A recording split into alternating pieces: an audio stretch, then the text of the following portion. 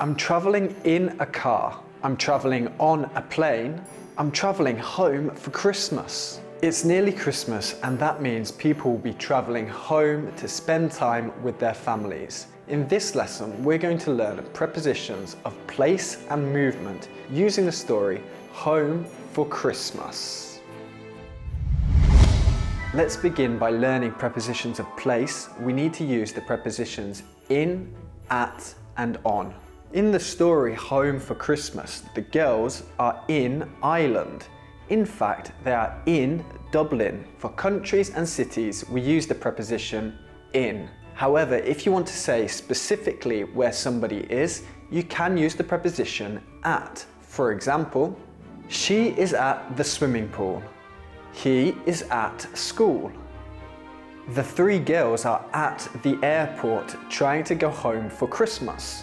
Or we can say the three girls are in the airport. When we want to say that somebody is located inside a building, we can use the preposition in. We can also use the preposition on to say that somebody is located on a surface. For example, she is on the beach. They are on the football pitch. I am on the road. Oops, sorry. So now let's learn some prepositions for some specific vehicles. This time we only need the prepositions in and on. In the story Home for Christmas, their flight is cancelled and they can't go on the plane. They travel in a car and then they travel on a boat. So when do we use in and when do we use on? Follow this simple rule. If you can stand up on the form of transport, use the preposition on. They are on the plane. She is on the bus. If you can't stand up in the form of transport, use the preposition in. He is in the plane. They are in the car. If you are on the car, it would look something like this. So now we're going to learn prepositions of movement. We're going to learn the prepositions through, along, and across. So in the story Home for Christmas, the girls wanted to travel by plane, to travel through the sky. If you move through something, it means it completely surrounds you. You're inside it and you move through it. For example, a shark swims through the water. They drive through the fog.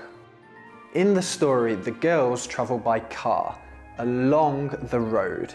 If you move along something, it means you move in a line, like a road. A road is a line. Let's look at some other examples. He walks along the path. She walks along the shore. And finally, the girls travel by boat to Great Britain. They travel across the sea.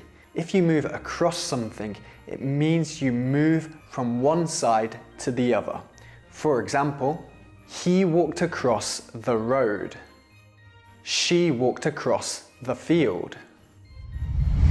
So there we go. We have learned prepositions of place and movement using the story Home for Christmas. Now imagine that you are somewhere far away.